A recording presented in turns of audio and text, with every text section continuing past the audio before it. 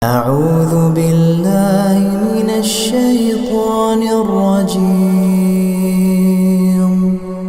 بسم الله الرحمن الرحيم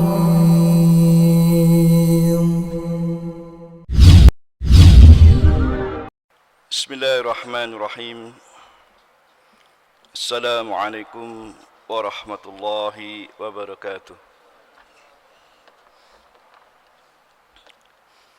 إن الحمد لله نحمده ونستعينه ونستغفره ونعوذ بالله من شرور أنفسنا ومن سيئات أعمالنا من يهده الله فلا مضل له ومن يضلل فلا هادي له أشهد أن لا إله إلا الله وحده لا شريك له وأشهد أن محمدًا عبده ورسوله اللهم صل على محمد وعلى آله وأصحابه أجمعين أما بعد فإن أصدق الحديث كتاب الله تعالى وخير الهدي هدي محمد صلى الله عليه وعلى آله وسلم وشر الأمور محدثاتها فإن كل محدثة بدعة وكل بدعة ضلالة وكل ضلالة في النار أعاذني الله وإياكم من النار. Ma'asyiral muslimin, jamaah salat subuh rahimani wa rahimakumullah. Alhamdulillah, kita bersyukur kepada Allah Subhanahu wa taala pada kesempatan pagi hari ini. Insyaallah taala kita akan lanjutkan kembali kajian rutin kita sebagaimana pada setiap hari Rabu pagi ini.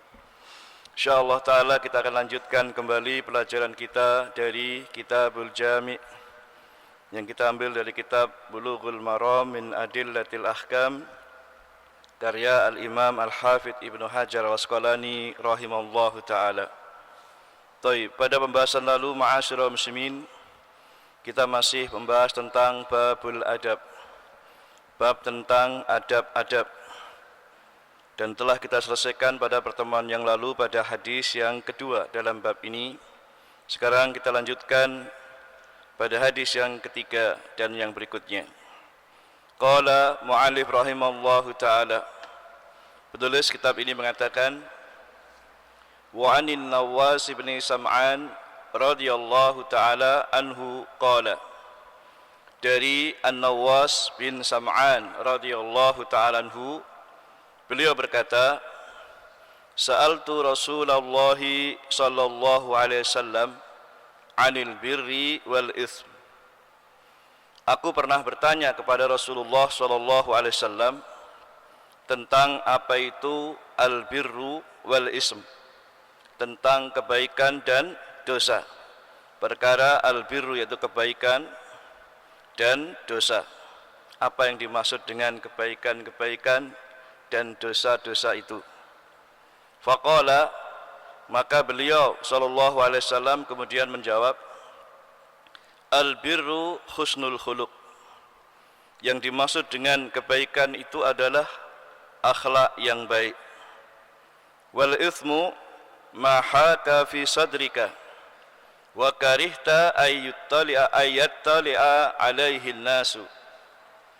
Sedangkan yang dimaksud dengan dosa itu adalah sesuatu yang membuat kegelisahan atau kebimbangan di dalam hatimu, dan kamu tidak suka jika hal itu diketahui oleh banyak orang. Hadisnya akhrajahu Muslim, dikeluarkan oleh Imam Muslim di dalam sahihnya pada hadis nomor 720.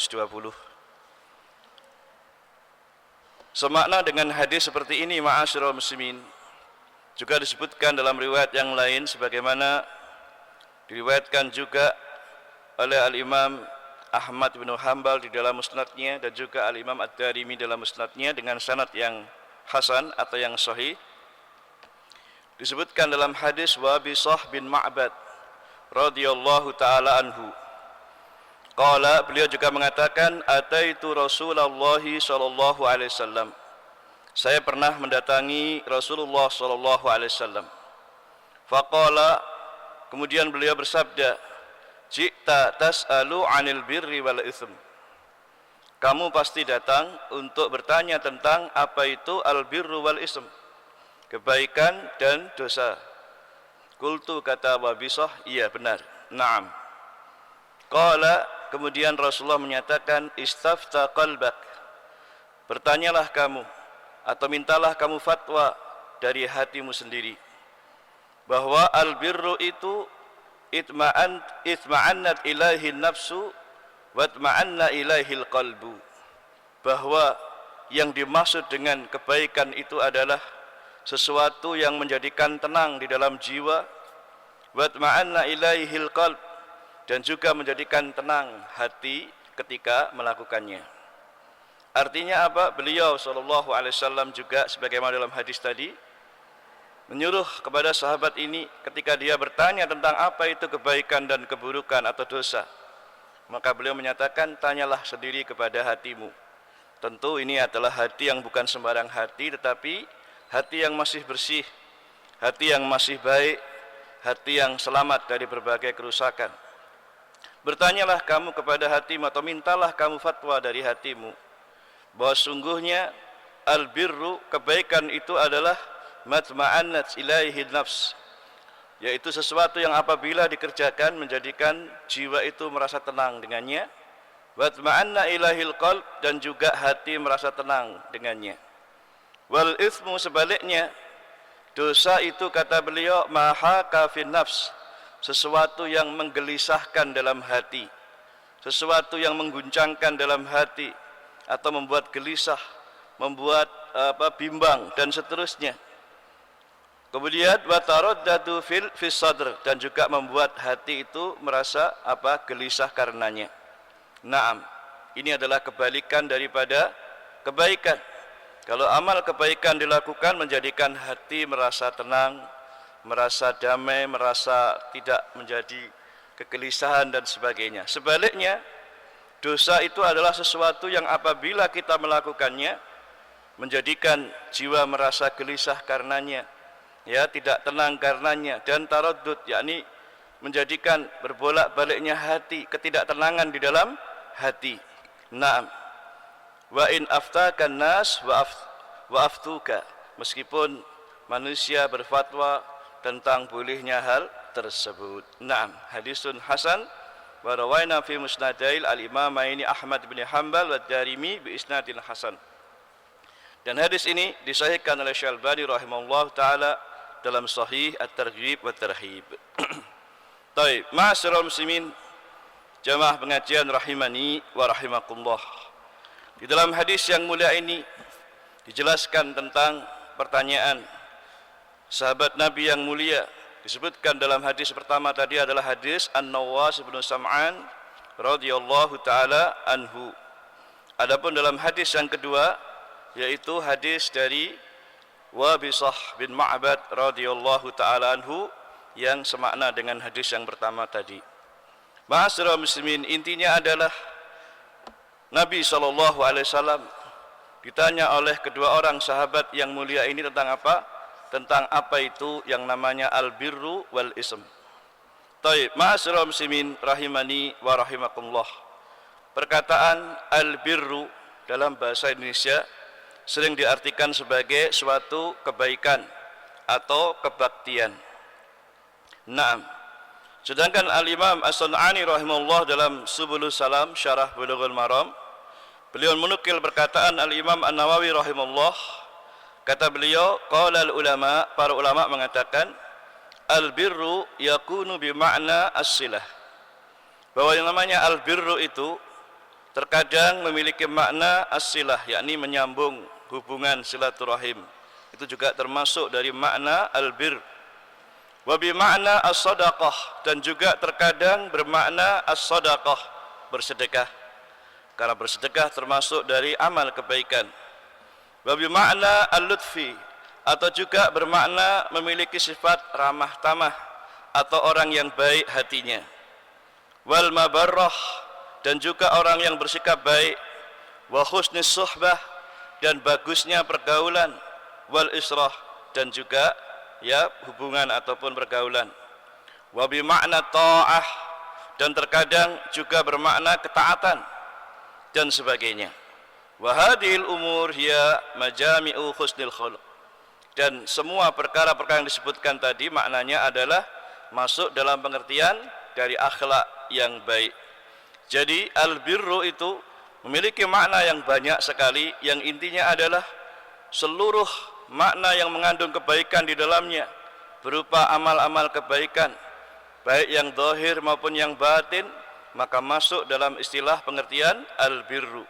Baik berbuat kebaikan itu dengan lisannya, dengan perkataannya, perbuatannya, dengan hatinya, dan dengan hartanya, dan seterusnya. Maka seluruh perbuatan baik masuk dalam pengertian ini. Sehingga barakallahu fikum, al-birru adalah meliputi semua dari akhlak kebaikan, hal-hal yang baik masuk dalam pengertian al-birru. Sedangkan dalam hadis ini Nabi SAW menyebutkan al-birru husnul khuluq, bahwa kebaikan atau kebaktian itu bentuknya adalah berupa husnul khuluq, akhlak yang bagus, akhlak yang baik. Artinya ma'asyiral muslimin, hal ini menunjukkan bahwa semua kebaikan itu yang diperintahkan oleh syariat agama ini, naam, bentuknya adalah berupa semua jenis dari amal-amal atau akhlak-akhlak yang baik. Dan juga hal ini menunjukkan kepada kita ma'asyiral muslimin tentang fadilah, keutamaan yang besar dari orang yang memiliki akhlak yang baik itu. Sebenarnya disebutkan dalam hadis-hadis yang banyak sekali yang telah pernah kita bahas di sini tentang fadilah, keutamaan orang yang memiliki akhlak yang baik. Disebutkan di antaranya dalam hadis Abu Hurairah radhiyallahu taala anhu, Nabi SAW pernah bertanya, "Atadruna ma aksara ma yudkhilun nar?" Rasulullah pernah bertanya kepada para sahabatnya, "Tahukah kalian perkara apa yang termasuk hal-hal yang paling banyak menyebabkan seseorang masuk ke dalam neraka?" Qalu, para sahabat menjawab, "Allahu wa rasuluhu a'lam." Allah dan Rasulnya sajalah yang lebih mengetahuinya. Qala, jawab beliau, "Al-ajwafani", yaitu perkara yang paling banyak menyebabkan orang masuk neraka adalah dua lubang yang terbuka. Maksudnya apa? Al-farju wal famu, yaitu kemaluan dan mulut ini atau lisan ini. Ya, karena kemaluan kita terbuka, kemudian pula juga mulut kita yang dua lubang terbuka ini. Maka inilah dua perkara yang menyebabkan orang banyak masuk neraka, adalah kemaluan dengan melakukan perbuatan zina, perbuatan keji yang lainnya dan sejenisnya. Demikian pula mulut ini yang di dalamnya ada lisan yang banyak bicara. Dan inilah juga yang banyak menyebabkan orang masuk ke dalam neraka, disebabkan dia mengucapkan perkataan-perkataan yang batil atau yang sejenisnya. Sebaliknya kata beliau, "Wa ma aksara ma yudkhilul jannah", dan tahukah kamu apa perkara yang paling banyak memasukkan manusia ke dalam surga? Kata beliau, "Taqwallah wa husnul khuluq", yaitu bertakwa kepada Allah Subhanahu wa taala dan memiliki akhlak yang baik. Nah, bahkan Nabi SAW dalam hadis yang lain menyatakan, "Laisa syai'un athqalu fil mizani min khuluqin hasan." Tidak ada sesuatu apapun yang lebih bisa memberatkan timbangan amal pada hari kiamat nanti selain daripada akhlak yang baik. Nah, ini menunjukkan apa? Besarnya keutamaan orang-orang yang memiliki akhlak yang baik tersebut.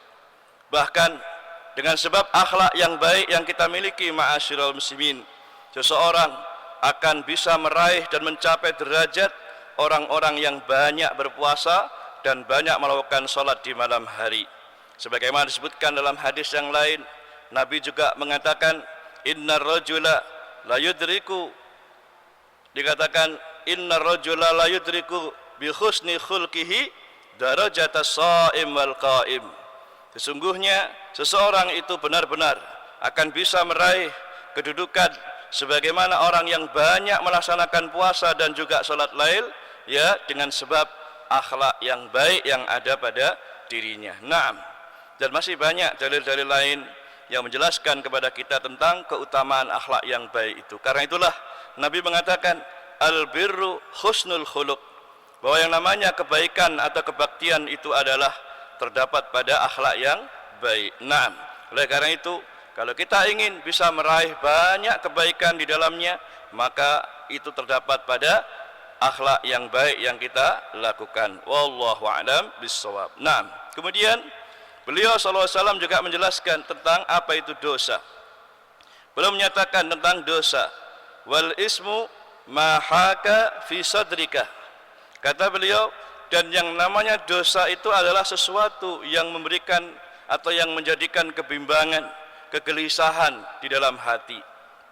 Artinya adalah yang namanya dosa itu adalah sesuatu yang apabila kita lakukan menjadikan hati kita menjadi gelisah, hati kita merasa bimbang, hati kita merasa sedih karenanya. Naam, itu diantaranya.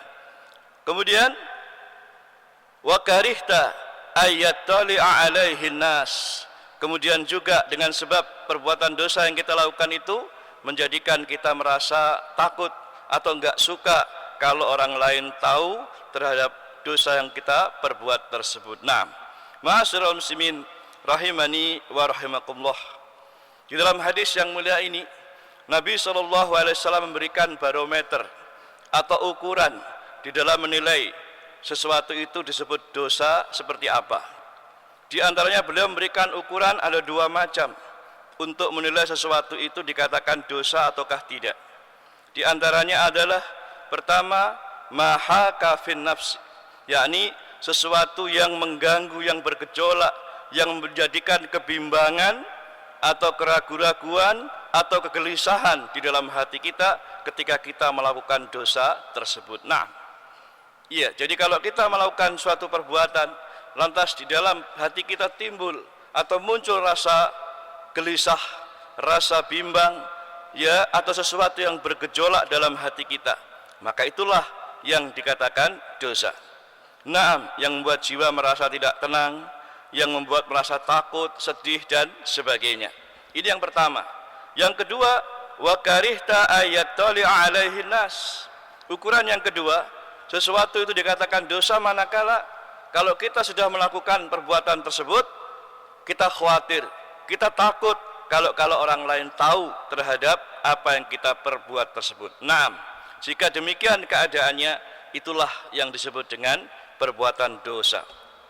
Sebagaimana kita ketahui ma'asyiral muslimin, setiap orang tentu memiliki yang namanya aib atau kekurangan. Dan setiap kekurangan yang kita punya tentu kita ingin orang lain tidak tahu. Kita enggak suka kalau sampai orang-orang lain mengetahui aib-aib kita, kekurangan kita, atau perbuatan-perbuatan jelek yang pernah kita lakukan. Bahkan kita sembunyikan hal itu supaya orang lain tidak tahu. Dan seandainya orang lain tahu atas perbuatan yang kita lakukan tersebut, kita merasa takut, kita merasa gelisah, kita merasa tidak tenang dengannya. Karena boleh jadi dengan sebab itu orang mengetahui keburukan kita, orang akan mencela kita, orang akan mengolok-olok kita karena kita ternyata banyak melakukan maksiat dan dosa. Maka perbuatan yang kita takut kalau manusia mengetahuinya, maka itulah yang disebut dengan dosa. Sekali lagi, dalam hadis ini ma'asyiral muslimin, Nabi SAW memberikan yaitu barometer atau standar ukuran untuk mengetahui bahwa perbuatan itu dikatakan dosa ataukah tidak. Salah satunya adalah dengan dua perkara tadi. Yang pertama, apabila kita melakukannya menimbulkan kebimbangan, kegelisahan, kesedihan, ketakutan di dalam hati kita setelah kita melakukannya. Yang kedua, kita pun takut kalau orang lain tahu terhadap apa yang kita perbuat tersebut. Karena itulah ma'asyiral muslimin rahimani wa rahimakumullah. Oh ya, selain itu ma'asyiral muslimin, iya, selain kita bertanya dalam hati kita untuk mengetahui hal tersebut, tentunya untuk mengetahui sesuatu itu dosa ataukah tidak, tentunya berdasarkan kembali kepada dalil-dalil dari Al-Quran maupun hadis-hadis Nabi SAW. Apa yang dikatakan suatu dosa, di dalam Al-Quran maupun dalam hadis yang sahih, maka itulah dosa. Tetapi kalau kita enggak tahu dalil-dalil tersebut dari Al-Quran ataupun sunnah tentang sesuatu itu disebut dosa apa tidak, maka paling tidak dengan hati kita yang masih fitrah, hati kita yang masih bersih, hati kita yang masih baik, maka kita bisa menilai ya sesuatu itu dikatakan dosa dengan dua perkara tadi. Naam. Oleh karena itulah ma'asyiral muslimin, sebagian di antara para ulama salaf, di antaranya Muhammad atau Al-Imam Muhammad bin Wasi' rahimallahu taala, salah satu imam dari kalangan tabi'in, beliau pernah mengatakan, "Lau kana yujadu lidzunubi rihun ma qadartum an tadnu minni min," kata beliau, "min natani rihi." Kata beliau rahimallahu taala, seandainya dosa-dosa itu mempunyai bau, ya, seandainya yang namanya dosa itu punya bau, ada baunya, sungguh tidak ada seorang pun di antara kalian yang sanggup untuk berteman denganku. Tidak ada di antara kalian yang mau atau sanggup untuk duduk bersamaku, mendekat bersamaku, dikarenakan bau yang busuk, yang jelek yang ada pada diriku. Demikian kata beliau sebagaimana disebutkan dalam kitab Hilyah Al-Auliya. Nah, ma'asyiral muslimin rahimani wa rahimakumullah. Perhatikan, seandainya dosa itu betul-betul mempunyai bau atau ada baunya, sementara kita ma'asyiral muslimin adalah orang yang banyak berbuat dosa, baik disengaja ataupun tidak, baik yang besar maupun yang kecil, pasti kita punya dosa. Karena itulah seandainya semua orang yang punya dosa itu dan dosa itu punya bau, nggak ada yang mau dekat dan kumpul sama kita, iya apa tidak? Hatta mungkin terhadap dengan istri kita sendiri, kita nggak mau, baunya busuk, ya. Kenapa? Karena banyak dosa yang dilakukannya, dan dengan sebab dosa itu, seandainya dosa itu mempunyai bau, maka seperti itulah keadaannya.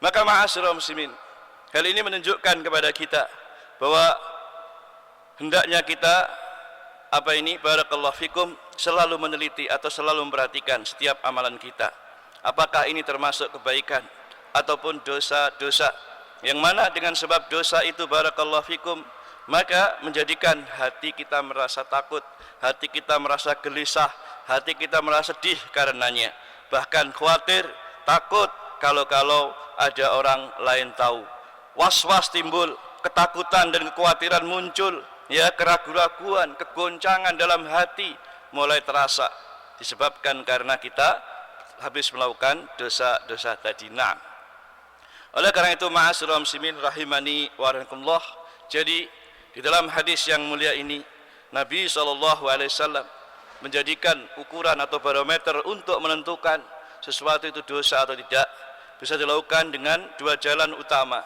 Yang pertama dengan mengetahuinya dari Al-Quran maupun sunnah Nabi SAW apa sesuatu yang disebut dosa itu. Kemudian yang kedua dengan memperhatikan kepada apa yang muncul dalam hati kita. Yang pertama, apabila dalam hati muncul kegelisahan, muncul kesedihan, muncul ketakutan dan sebagainya setelah melakukan dosa itu, maka itulah yang dinamai dengan dosa.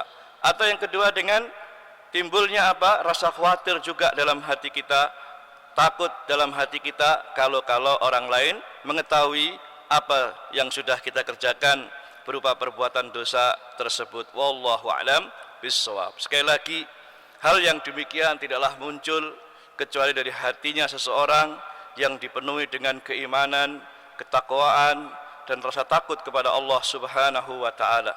Sebaliknya, kalau hati yang rusak, hati yang sudah dipenuhi dengan dosa dan maksiat, meskipun melakukan dosa dan maksiat, tetap saja dia kebal, tetap saja merasa tenang, tidak ada rasa takut, tidak ada rasa khawatir, bahkan mungkin merasa santai-santai saja atau merasa selamat dari dosa tersebut. Padahal ma'asyiral muslimin, pasti yang namanya dosa ataupun amalan soleh yang kita lakukan, sedikit maupun banyak, kecil maupun besar, pasti akan dibalas oleh Allah Ta'ala.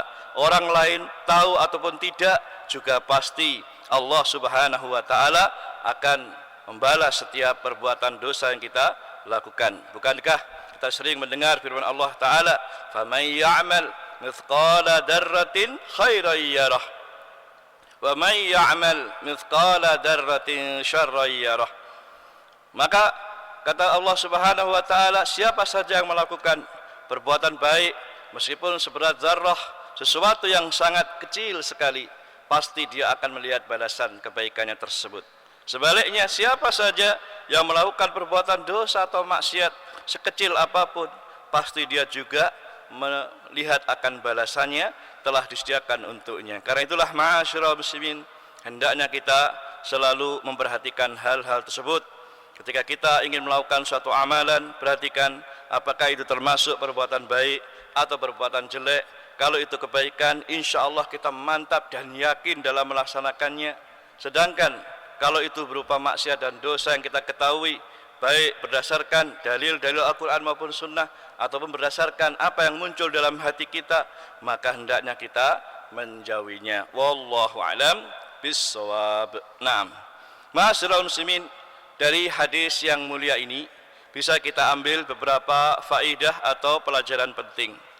Yang pertama, ma'asyiral muslimin, hadis yang mulia ini menjelaskan kepada kita tentang agungnya atau besarnya keutamaan dari husnul khuluq, akhlak yang baik, yang tidak lain adalah akhlak yang mulia. Akhlak yang mulia sebagaimana Allah Ta'ala mengutus Nabi SAW di antaranya untuk menjadikan manusia memiliki akhlak yang mulia. Innama bu'istu liutammima makarimal akhlak. Sesungguhnya aku ini telah diutus, kata Rasulullah SAW, kecuali hanyalah untuk menjadikan akhlak yang baik terhadap umat manusia ini. Naam. Oleh karena itu, sekali lagi, akhlak yang mulia dikatakan Nabi SAW dalam hadis ini sebagai apa? Albir, yakni kebaikan atau kebaktian. Artinya sesuatu yang di dalamnya terkumpul berbagai macam kebaikan, maka itu ada di antaranya pada akhlak yang mulia atau akhlak yang baik. Yang kedua, ma'asyiral muslimin, dalam hadis yang mulia ini menunjukkan pada kita bahwasanya yang namanya perbuatan baik ataupun juga perbuatan dosa itu adalah suatu perkara yang telah jelas dan telah diketahui. Naam.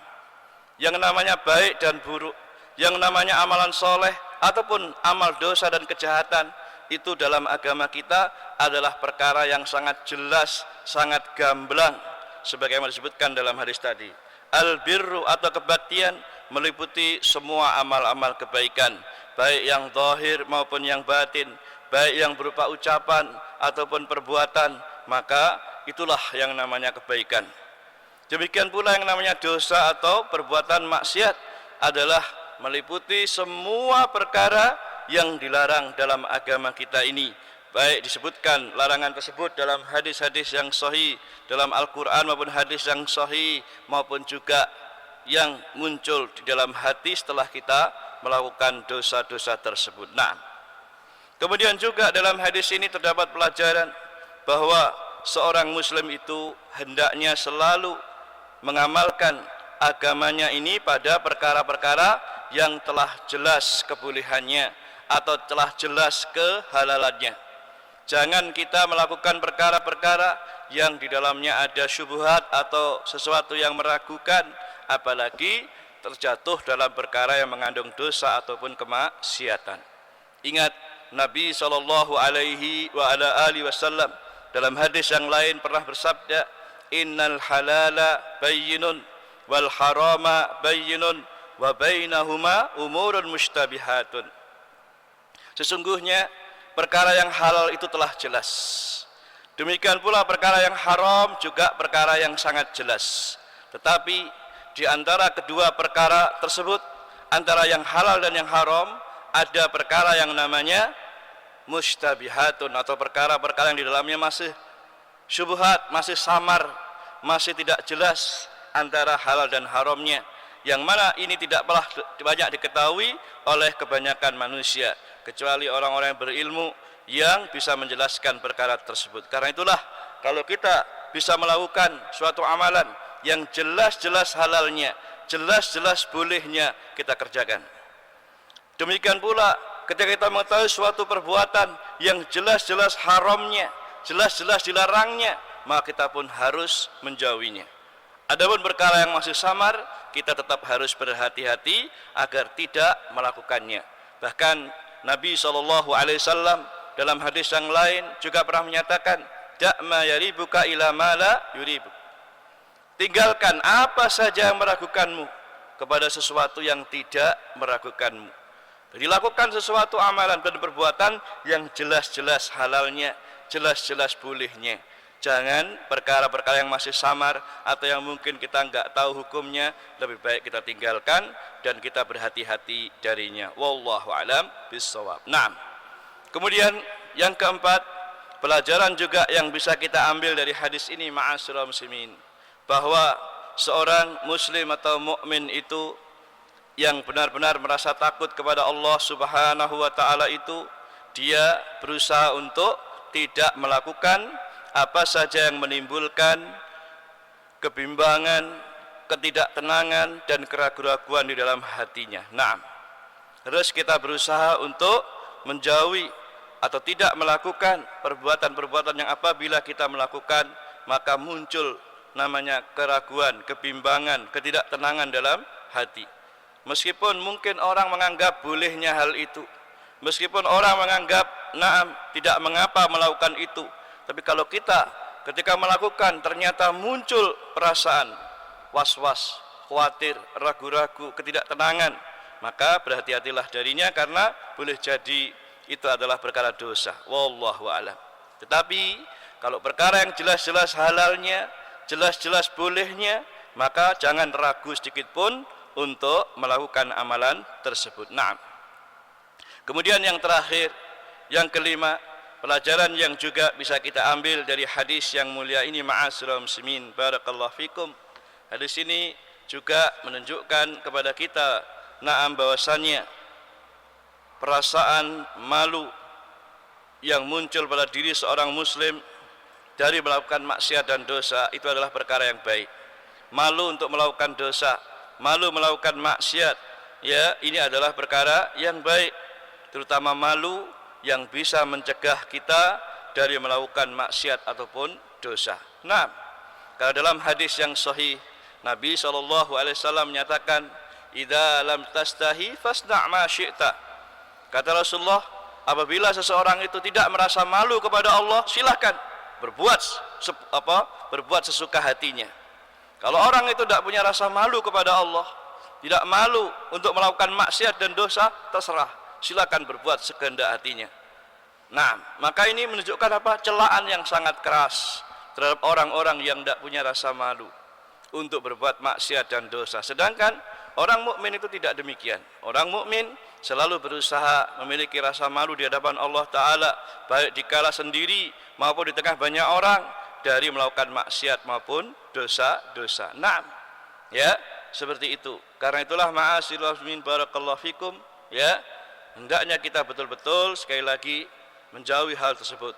Karena apa? Bila seseorang masih punya rasa malu kepada Allah, maka dia bisa mencegah dari melakukan maksiat, dari melakukan dosa-dosa, dari melakukan kejahatan-kejahatan yang menimbulkan kerugian baik di dunia maupun di akhirat nanti. Naam, oleh karena itu barakallahu fikum, ya, maka di dalam hadis ini sungguh terdapat satu pelajaran yang sangat besar dari Allah, dari Rasulnya SAW, bahwa sungguhnya ketika seorang muslim mau melakukan apapun, maka hendaknya harus banyak-banyak pertimbangan apakah ini termasuk amal kebaikan atau justru kejelekan. Di antaranya ketika Rasulullah menjelaskan hal itu, untuk mengetahui sesuatu itu kebaikan ataupun kejelekan, itu salah satunya adalah dengan kita bertanya ataupun menjadikan hati kita yang masih bersih ini untuk menjadi pertimbangan, yaitu yang namanya kebaikan kalau diamalkan menjadikan ketenangan, menjadikan rasa tenang di dalam melakukannya. Sebaliknya, yang namanya dosa atau kejelekan adalah menjadikan hati kita merasa gelisah, merasa takut, merasa was-was dan khawatir setelah melakukan kejelekan tersebut. Naam, wallahu a'lamu bishawab. Taib, ini dulu pelajaran yang bisa kita ambil dari hadis yang mulia ini, dan insyaallah kita akan sambung pada pelajaran di hadis-hadis yang berikutnya. Naam, wallahu a'lamu bishawab. Taib, silahkan barangkali ada yang mau ditanyakan dalam permasalahan ini ataupun yang lainnya. Tafadhal, barakallahu fiik. Silakan Pak. Ji. Bagaimana misalnya kita mintakan ampun karena kita sudah meninggal Gimana Pak? dunia. Ji. Ada yang katakan gini, ada ya jangan dalil ya Pak. Ada yang tak itu sholat itu habis sholat maghrib tahlilan. Habis begini tahlilan. Bagaimana Ustaz? Memintakan ampun untuk orang yang meninggal. Orang yang meninggal dunia itu kerabat kita ataupun orang lain, begitu semuanya. Baik, barakallahu fikum. Iya, ma'asyiral muslimin rahimani wa rahimakumullah. Ketahuilah bahasanya ada beberapa amalan yang apabila kita melakukannya, maka hal itu akan memberikan manfaat kepada mayit atau orang yang telah meninggal. Salah satunya, amalan orang yang masih hidup yang bermanfaat bagi mayit adalah berupa doa.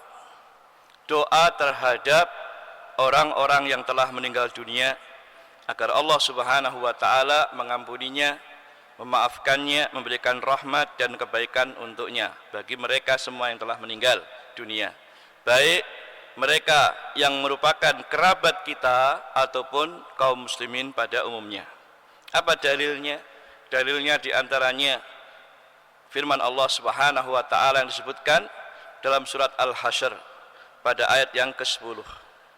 Ya, yaitu yang dikatakan oleh Allah taala, dan orang-orang yang datang yang belakangan kemudian berdoa kepada Allah, Rabbana ighfir lana wa li ikhwanina alladziina sabaquna bil iman wa la taj'al fi qulubina ghillan lil ladziina amanu Rabbana innaka ra'ufur rahim.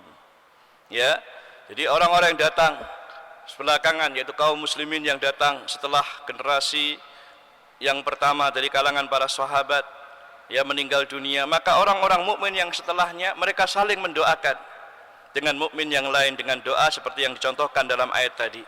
Rabbana ighfir lana, wahai Rabb kami ampunilah dosa kami, wa li ikhwanina alladziina sabaquna bil iman, dan juga dosanya orang-orang yang telah mendahului kami dalam hal keimanan, yaitu orang-orang mukmin yang lebih dahulu yang telah meninggal dunia. Wala taj'al fi qulubina ghillan lil ladzina amanu, dan jangan jadikan dalam hati kami ya Allah rasa dengki, rasa iri hati kepada orang-orang yang beriman itu. Ya, maka ini menunjukkan kepada kita anjuran dan perintah agar kita berdoa kepada Allah taala untuk memohonkan kebaikan terhadap orang-orang mukmin, khususnya mereka orang-orang yang telah meninggal dunia yang telah mendahului kita. Maka ini menunjukkan kepada kita pula bahwa yang namanya doa itu memberi manfaat bagi mayit atau orang yang telah meninggal dunia. Baik doa itu dibaca atau diucapkan oleh kerabatnya maupun oleh orang lain. Makanya dalam doa yang lain sering dikatakan Allahumma fir lil mu'minin wal muslimin wal mu'minat dan seterusnya, ya, wal ahya'i wal amwat dan seterusnya. Wahai orang beriman, ya Allah, ya, ampunilah, ya, ampunilah kami dan dosa orang-orang yang beriman, orang-orang muslimin muslimat, mukminin wal mukminat, al ahya'i minhum wal amwat, baik yang masih hidup di antara mereka maupun yang telah meninggal dunia dan seterusnya.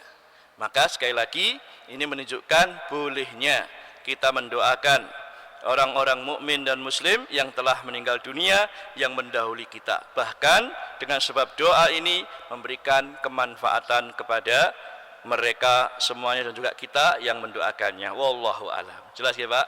Itu ya. Lah adapun prakteknya bagaimana? Barakallahu fikum.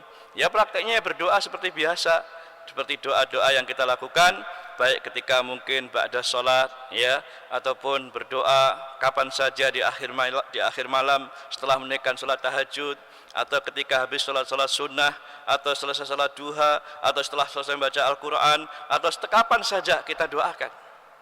Dan tidak ada cara khusus di dalam mendoakan mayit tersebut, seperti misalnya harus dengan model tahlilan atau dengan membacakan surat tertentu dikirimkan pahalanya untuk ya mereka dan sebagainya. Tidak demikian.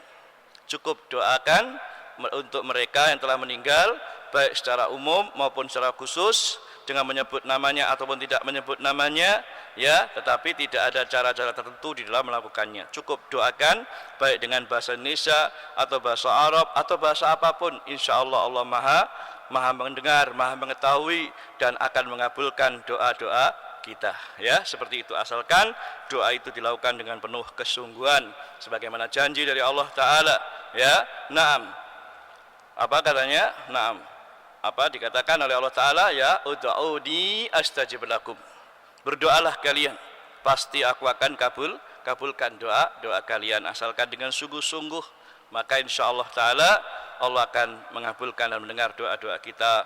Wallahu a'lamu bishawab. Demikian, Mbak. Jelas nggih? Nah, begitu, sehingga tidak harus dilakukan bareng-bareng, tidak harus dilakukan dalam doa dzikir bersama setelah sholat, tidak. Kapan saja bisa kita lakukan, baik terutama dengan sendiri, itu sudah mencukupi, ya. Dan tidak ada doa dan dzikir yang berjamaah atau bersama-sama kecuali pada hal-hal tertentu, ya, seperti yang disyariatkan. Adapun yang tidak, maka tidak kita lakukan. Wallahu a'lam bishawab. Baik. Enten malih, Pak? Kalau tahlilan tidak ada hubungannya. Dalam, Pak? Tahlilan. Iya. Tahlilan. Tidak ada hubungannya. Coba orang meninggal dunia.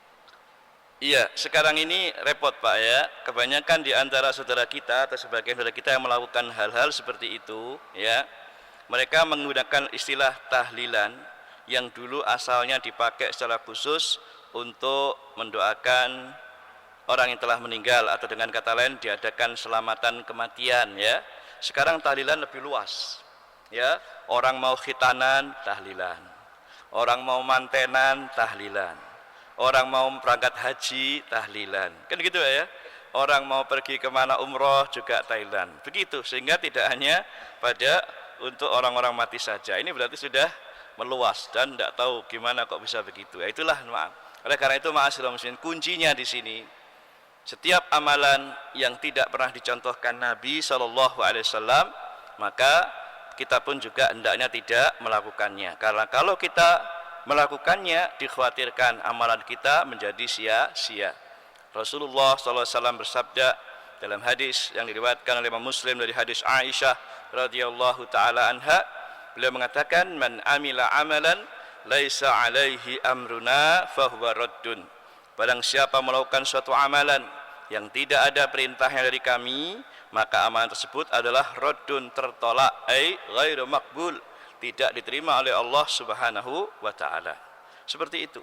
Demikian pula dalam hadis-hadis yang lain yang menunjukkan hal tersebut. Sehingga apapun yang tidak pernah diajarkan Nabi SAW, maka kita berusaha untuk tidak melakukannya, dan apapun yang sudah diajarkan beliau, kita berusaha untuk melakukan semampu kita. Wallahu a'lam bishawab. Nah, adapun tahlilan yang dikerjakan banyak orang, ini banyak diingkari oleh para ulama-ulama kita semuanya, ya, karena perbuatan ini memang perbuatan yang tidak ada asal-usulnya.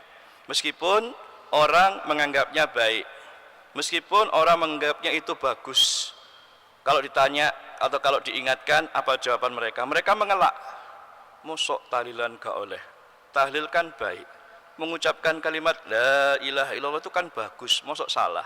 Gitu ya. Ini cara berkelit mereka begitu. Ini kan kalimat baik, kalimat thayyibah. Masa enggak boleh? Ini jelek, mosok kalian salahkan dan sebagainya. Nah, ma'asyiral muslimin, kita enggak menyalahkan terhadap ucapan-ucapan kebaikan yang diucapkan, namun tata caranya dan amal mereka dengan niat ibadah dalam rangka untuk menambah-nambahi ibadah yang tidak diajarkan Nabi, itulah yang kita ingkari. Sebagaimana dulu pernah terjadi, ma'asyiral muslimin, di Damaskus atau di negeri Syam, ketika itu sebagian para sahabat masih hidup.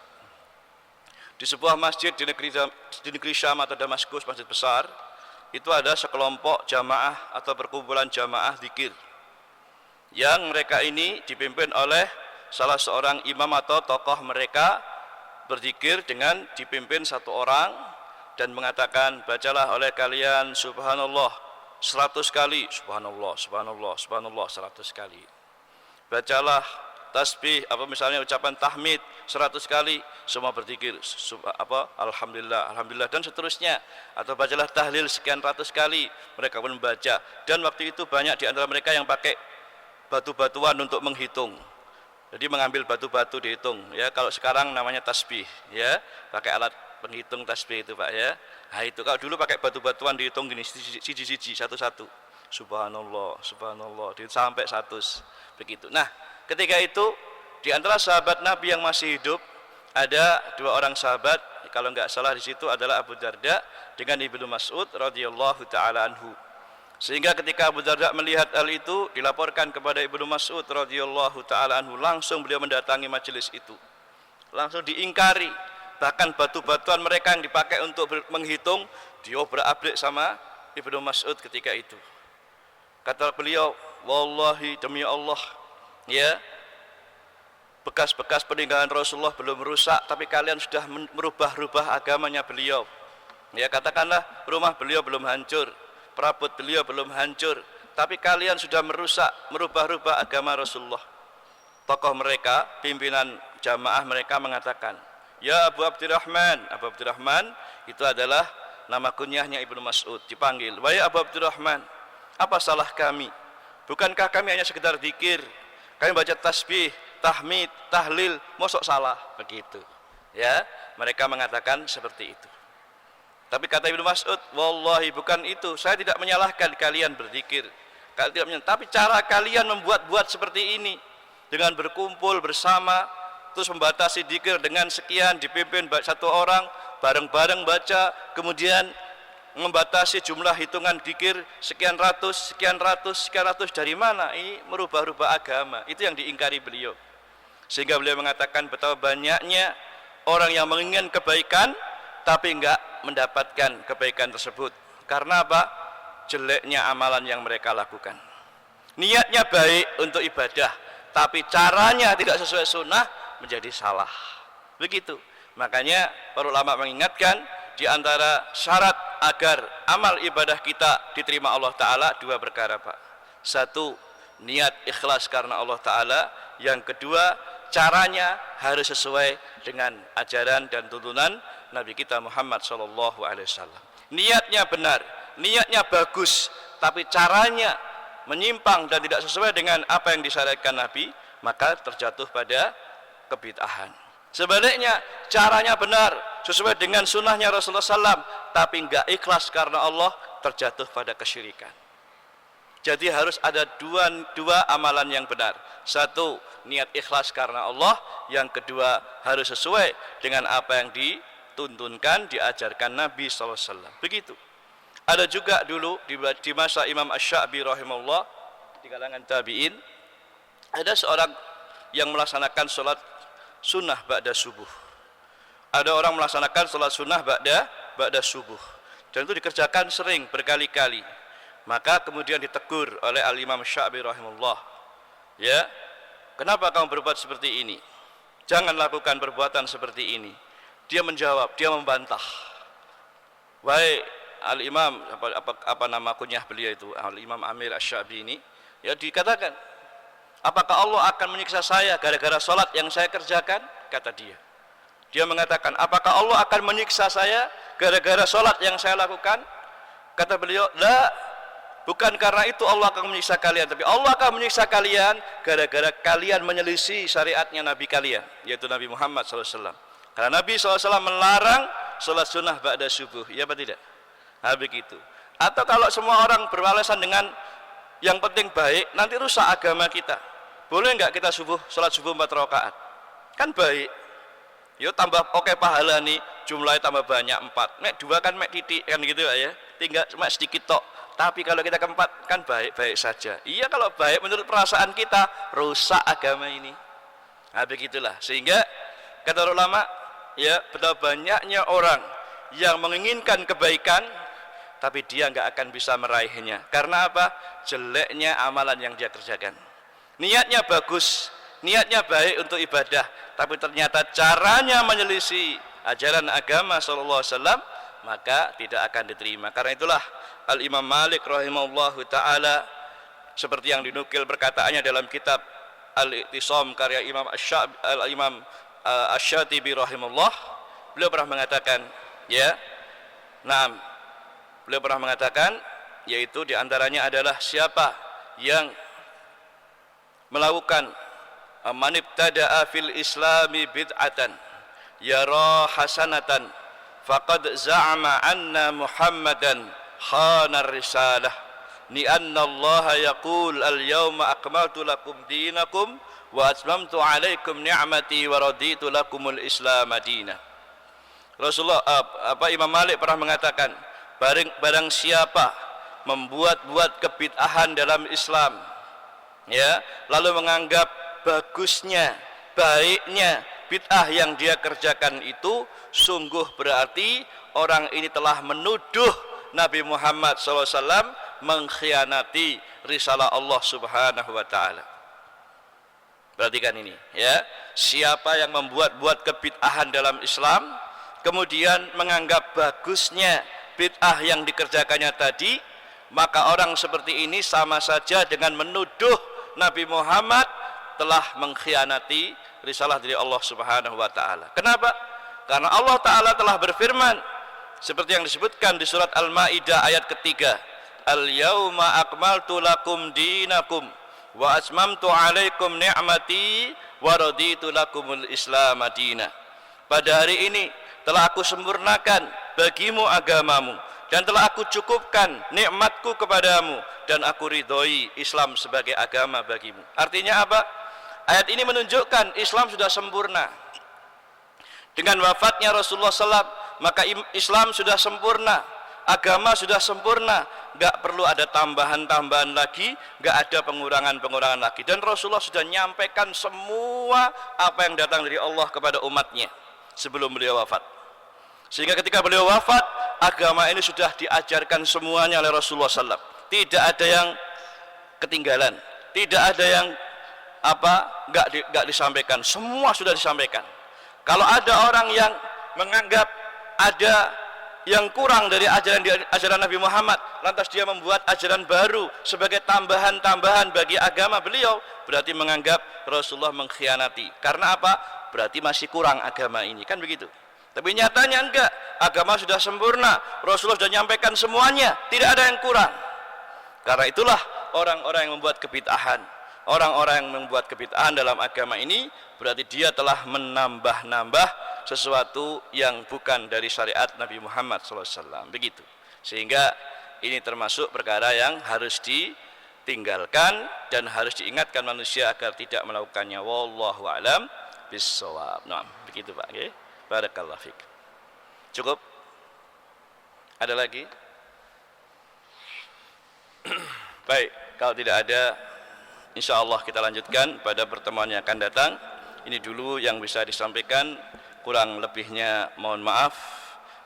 Mudah-mudahan Allah Subhanahu wa taala senantiasa memberikan taufik dan hidayahnya pada kita untuk selalu istiqomah di dalam menuntut ilmu agama, berusaha keras dan kuat untuk mengamalkannya, dan istiqomah kita pegang teguh sampai akhir hayat kita, sehingga menjadikan kita semua termasuk mendapatkan fadilah keutamaan husnul khatimah insyaallah taala. Demikian, kurang lebihnya mohon maaf, kita akhiri. Subhanaka wa bihamdik asyhadu an la ilaha illa anta astaghfiruka wa atubu ilaik. Walhamdulillah. Wassalamualaikum warahmatullahi wabarakatuh.